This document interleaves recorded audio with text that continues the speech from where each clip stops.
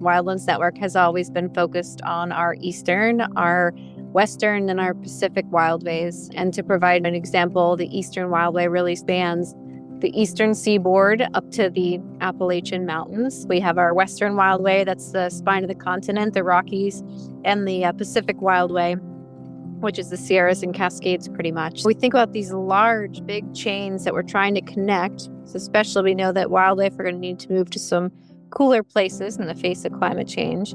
I think about what I really want is I really want the states within those wildways to be bought in, to be building this infrastructure, to be conserving these corridors.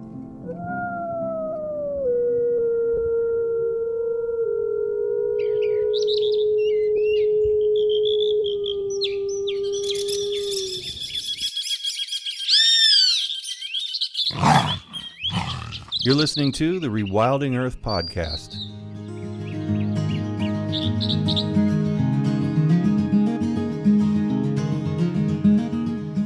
This podcast is sponsored by Biohabitats with additional support from listeners like you.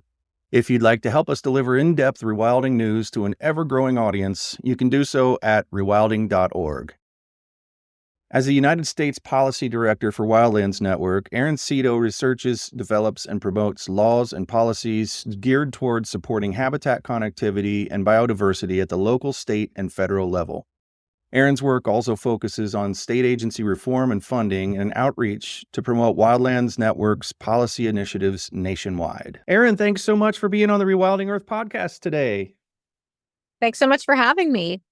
I haven't talked to a policy person in quite a while that's so deep in the trenches as you seem to be. So I would like to learn more about what it is that you do. Sure. So I am the U.S. Public Policy Director for Wildlands Network. We're a nonprofit organization that seeks to reconnect, restore, and rewild North America so life in all its diversity can thrive. So we're very much aligned with the Rewilding Institute in that aspect. But as a public policy director, I spend a lot of time researching and advocating for both state and federal laws that support connected habitats and habitat protection so wildlife can thrive and move to the places that they need to move to in order to thrive. So I would say a lot of it's research, a lot of it is relationship building, and honestly, one of the most exciting things about the job is crafting what you hope the law will someday be.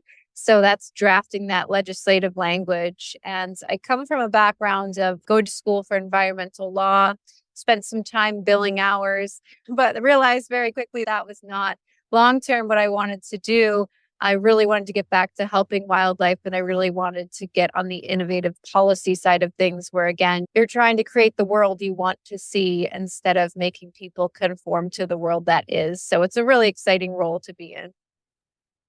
What is the current status of the policy that you work on, connectivity, crossings? We're doing a lot better than we were 10 years ago. I do have to say that there's been a lot of advancement in connectivity and crossings policy in the last 10 years, and really a huge movement in the last 5 years, particularly at the state legislative level.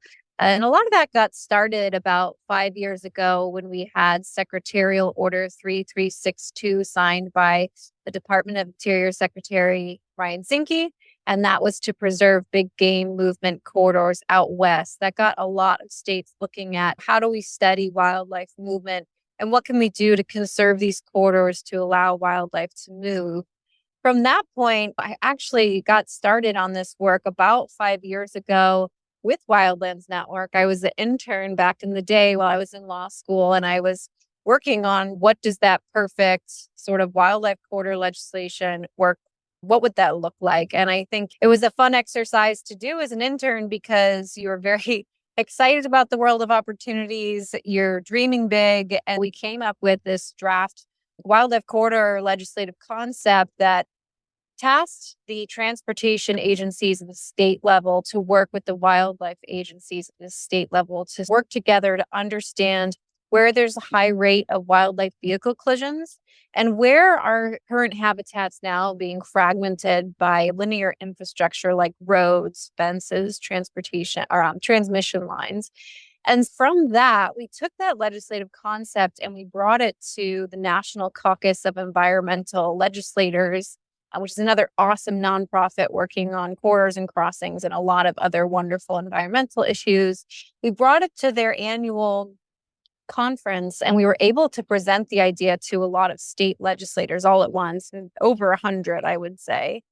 And in the next few years, they were able to pass it in New Mexico with Senator Mimi Stewart, in Oregon, Representative Ken Helm leading the way there, and in Virginia on the East Coast with Senator Marsden leading the way on that bill. With that, there's a lot of excitement that gained traction on wildlife corridor legislation. One of the big things that we started coming up against at that time was we love this idea, it has a lot of bipartisan support. But gosh, if you're talking about wildlife crossings specifically, that can get pretty expensive. So what can we do to help support all of these states interested in conserving wildlife corridors and building wildlife crossings? And Congress really answered that call in the last few years. 2021, Congress passed the Infrastructure Investment and Jobs Act. And with that bill, the first time ever we saw the creation of a federal highways discretionary grant program that set aside $350 million for wildlife crossing infrastructure. And that's dedicated just to the crossings themselves.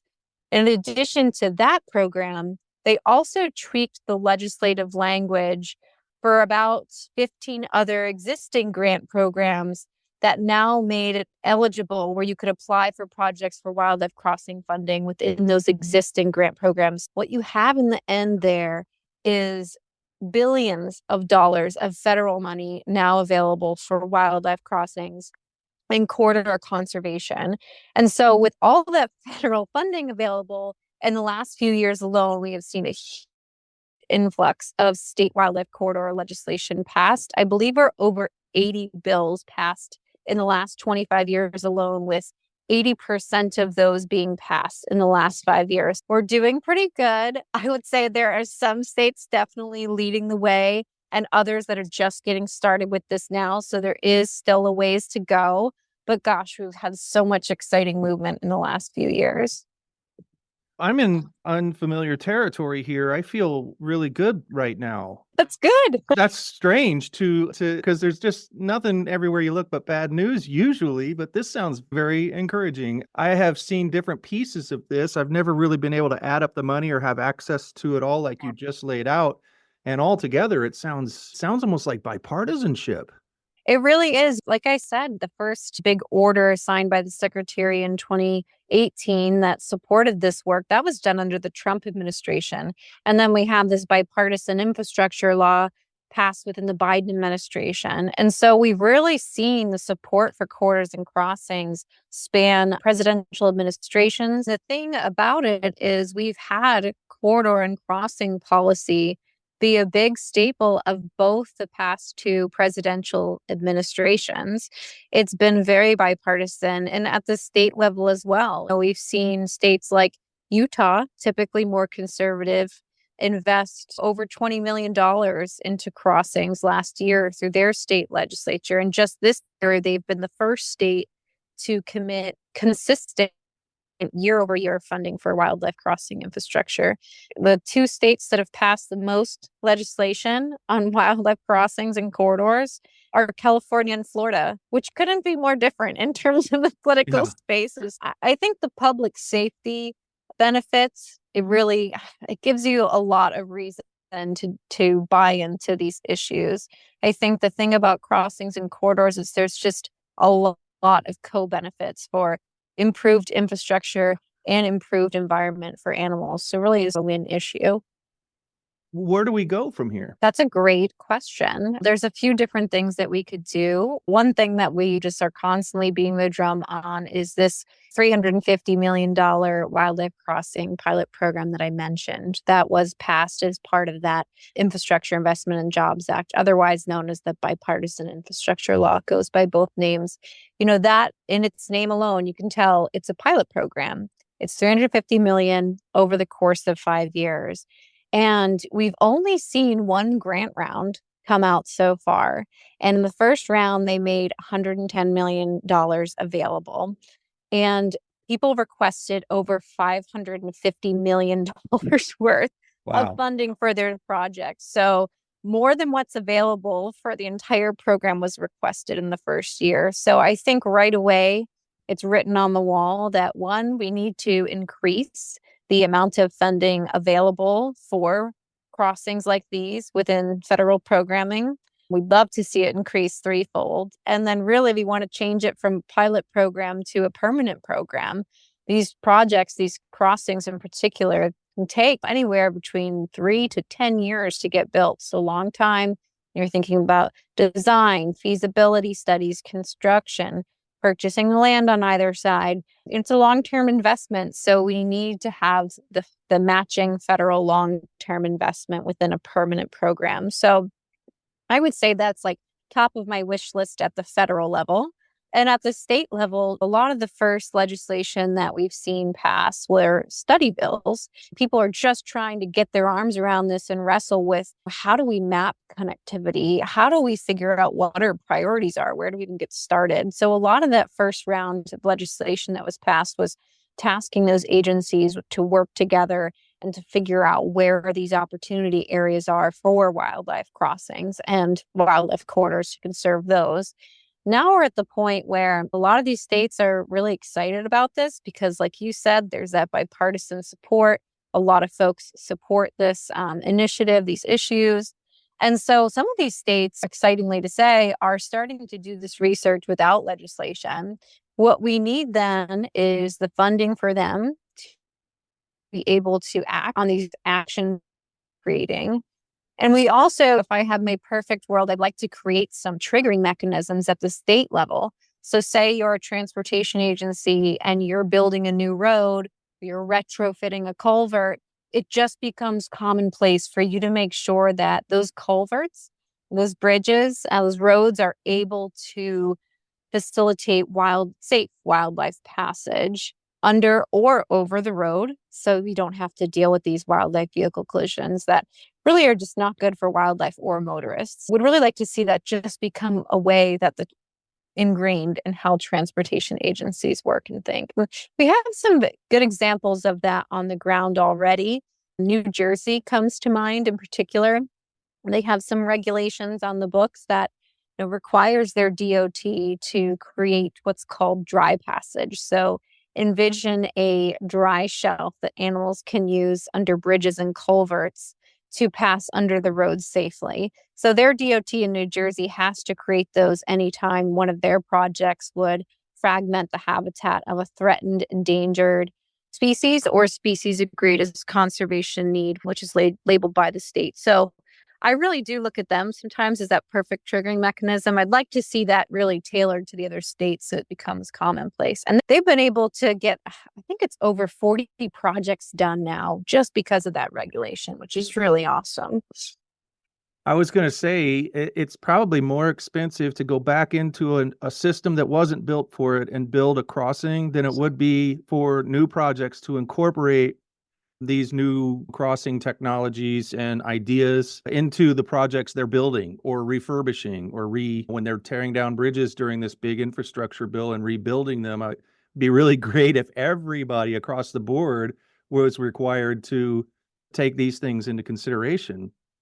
Absolutely. Yeah, you said it. And I think it just takes time. I think that transportation agencies sometimes have a culture of we build roads and we build infrastructure. And yes, there are some federal environmental laws and state environmental laws we have to comply with, but thinking about how they can build around the environment, it's not always front of mind. There's a lot of competing priorities, but there's other ways that we're trying to make this part of the culture as well. Because as engineers, you don't always think about wildlife. So there's a few states, California, Nevada, and now New York, if their law successfully passes, there's some state legislation out there that would require the transportation agencies to update their design guidance and their design manuals. So if you're an engineer and you're thinking, I have to rebuild this road, let me see what design options are available to me. For the first time, you're going to be seeing like, oh, here's a design that's available to me that also is going to help with wildlife movement. And I never even realized that was an option. So we're hoping that little movements like that going to help change some of that culture and get people excited about building these projects. You're listening to the Rewilding Earth podcast. Did you know we also publish insightful and inspirational content from leading rewilding scholars, poets, artists, and organizers from around the world?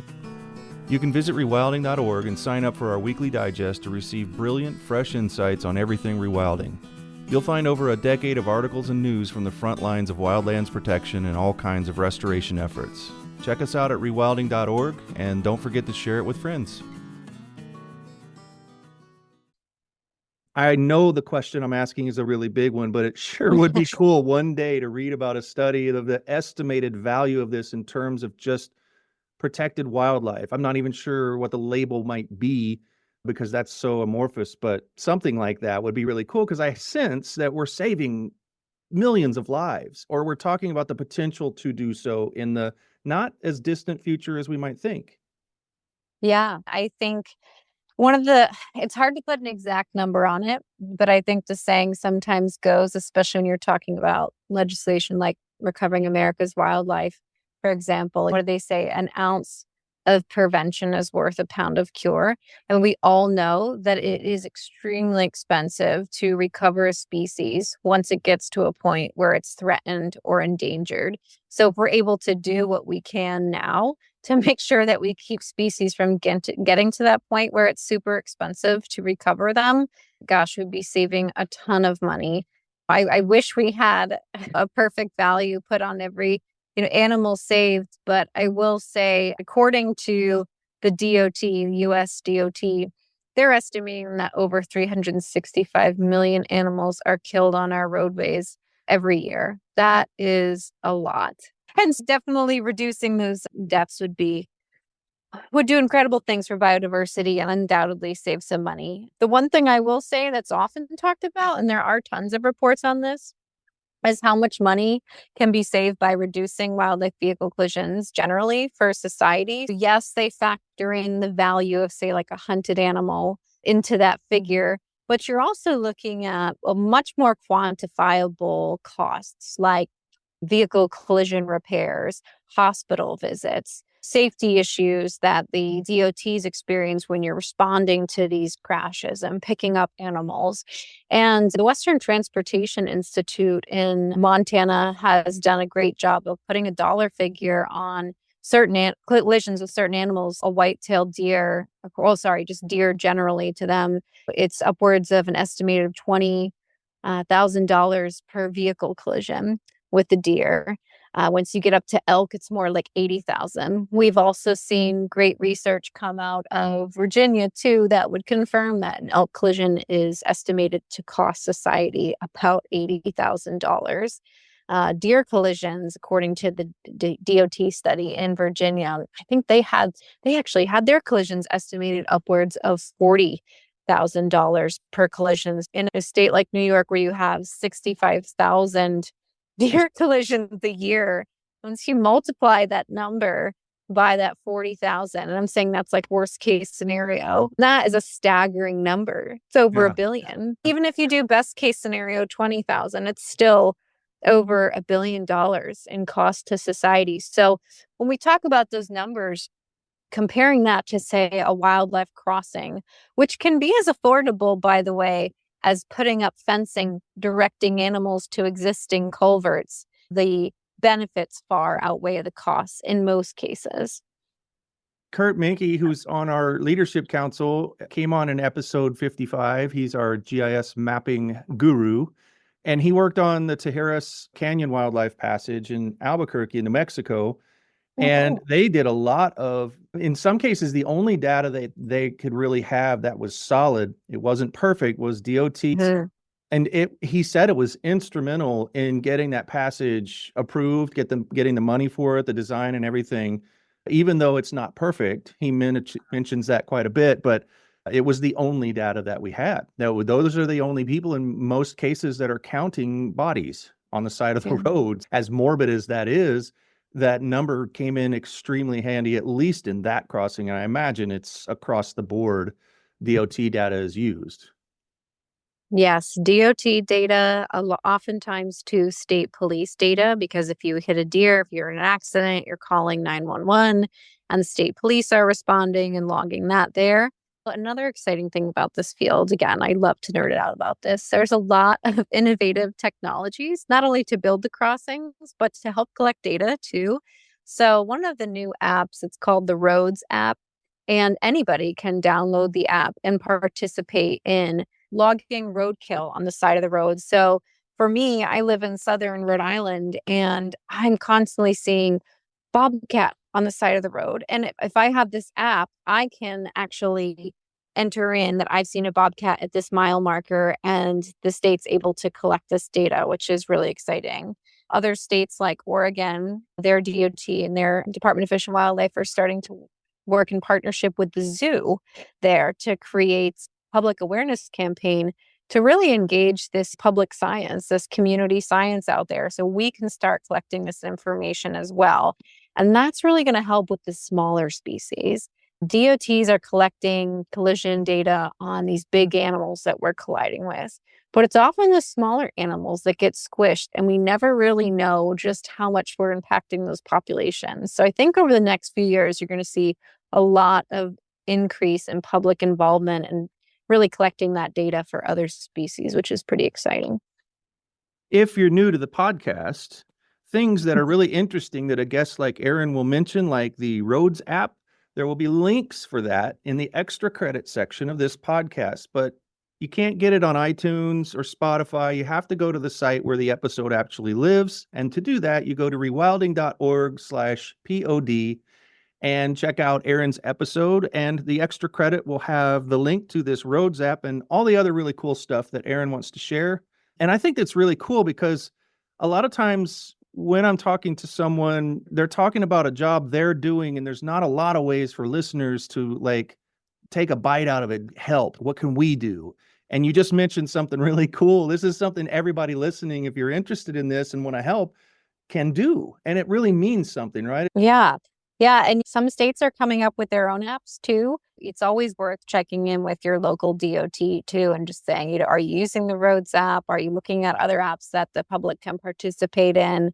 It's pretty cool. Another thing I would say that's really amazing for the public to get in, particularly on the East Coast, is you could actually go out and get trained as a person that goes and assesses culverts for wildlife passage. So as you can imagine, living on the East Coast, we've had a lot of built infrastructure for a long time. A lot of these culverts are due for upgrades. If you have a ton of data on which culverts are impairing wildlife movement and which would create an opportunity to facilitate more safe wildlife movement, it's much more likely that when you're a DOT and you're upgrading these culverts, you are going to potentially make them much more passable for wildlife. So another way you can get involved is to go and get trained. I can definitely follow up with some information to include in your extra credit. I love that. Where you can learn how to get trained to be an inspector, essentially, on your spare time, which is fun. You get out into the woods and you're walking along streams and you're basically walking the path that the wildlife walk. You get to really empathize with them. I cannot wait to be able to add culvert surveyor to my list of things and just get rid of any other accolades. I think that's the big one. That's going to be the certification I'm going for next for sure. So what are the things you dream about when you're doing this work and you're really bummed out if a bill doesn't pass as fast as you'd like, or it didn't even get introduced, or just you have a setback and you let yourself dream? What are we really shooting for here in your mind? As someone who's really bought into Wildlands Network and John Davis being a founder, I think the vision has always been, how do we protect the landscapes at a continental scale? And so one of the things that we think about are what we call wildways. Wildlands Network has always been focused on our eastern, our western, and our Pacific wildways. And to provide an example, the Eastern Wildway really spans the eastern seaboard up to the Appalachian Mountains. We have our Western Wildway, that's the spine of the continent, the Rockies, and the Pacific Wildway, which is the Sierras and Cascades pretty much. We think about these large, big chains that we're trying to connect. So especially we know that wildlife are going to need to move to some cooler places in the face of climate change. I think about what I really want is I really want the states within those wildways to be bought in, to be building this infrastructure, to be conserving these corridors. And one of the things that I'm excited about, it's not over the finish line yet, but just recently, New York legislature passed the New York Wildlife Crossing Act. It's sponsored by Senator Comrie and Assemblymember Carroll. We are very grateful to them. They've been pushing this for a few years, and it just finally passed just a few weeks ago. It's now on its way to the governor's desk, and it's up to her to sign it. But I would be it's when you look at New York on a map, it is like the last big chunk of the Northeast. It's like a huge chunk of the Eastern Wildway. And if we can get this bill passed in New York, that's just a huge chunk of the chain that we can say has progressed forward and really work with these agencies to implement this bill. And New York is usually a leader in a lot of things, but in many ways, it's lagging behind its neighboring states. Pennsylvania passed a law last year to do all the research and figure out where they want to put their crossings and corridors. They took that legislation and pointed to it when they applied for a federal grant for the Wildlife Crossings pilot program, and they got it. So they have the federal government funding their studies, which is amazing. Nice. And then, to the east side of New York, you have Vermont, who also won a federal grant through that program. And Connecticut also won a federal grant for that program. And I already previously mentioned New Jersey's doing great work. I shouldn't say that nothing is happening in New York. That would be definitely an unfair assessment. I think that there are very dedicated staffers in certain parts of the state that are figuring out how they can put dry passage into culverts, thinking about whether or not an overpass or underpass is going to be the best piece of infrastructure needed on roadways. But what we like to see is big transformational movement in culture at the agency level. There's no statewide assessment right now in New York to figure out what they should be prioritizing when they go after federal grants. And so it's not really surprising to me that New York didn't apply for a federal grant last year, because they don't have their priorities aligned. They don't know across the state what needs the most support from both a federal funding aspect and from further studies needed. So the bill that passed, it essentially asks New York DOT and Thruways to take the data that they already have and take any other additional data already available, whether that's through the Wildlife Agency, DEC, whether that's through other NGOs with data, say the Nature Conservancy, I know, is doing a great study that they'll be able to tap into, and really coming up with what I call, opportunity areas. That's what the bill calls it too. These opportunity areas where they think crossings are most going to be needed. It does give them the option to obviously collect more data if they need it. It's, important to note that it's not, a big study bill. It is not asking the DOT to look at every single culvert in the state. We know that would be a lot of work, right? We're asking them to take the data that they already have available. And if they do want more data, if they do want to do more in-depth studies, they can apply to those federal grants that are available. And there's already a lot of great precedent from the states around them, 3 of them in particular, winning those grants last year. So it's really asking them to create those priority areas that they're going to commit to going after for federal funding. And we're really hopeful that the governor will sign this so New York can get caught up with a lot of its neighbors and really the rest of the country. It's just a huge missing piece of the puzzle right now. Even if it's just a culvert in your area or a roadkill study or something seemingly small, all of that really adds up. And there are a lot of people out there already working, right? So you're already joining a movement. You're not starting one. Yeah, gosh, yeah, it's been going on for over 30 years. Probably going back further now, this large landscape scale vision. And it's really exciting to, especially Wildlands Network, a lot of our founders, and we're part of that movement of conservation biology. And it's exciting to learn about that history and then see it taking place in real time on the ground with a culvert project or a wildlife crossing project. And I think it's important when you're working on those small on the ground projects, shouldn't call them small, but I would say pointed on the ground projects, to talk about them in the big scale. So one really great example I like to point to is, I mentioned Vermont just won a federal grant to work on a crossing that they have in the Green Mountains region. We already know, like I said, that the Appalachian mountain chain is going to be huge for climate refugia. There's going to need to be climate migration going up into the cooler mountain areas, moving further north. And just by means of development, there's less development in the mountain chain regions. We talk about the need for wildlife to be able to move.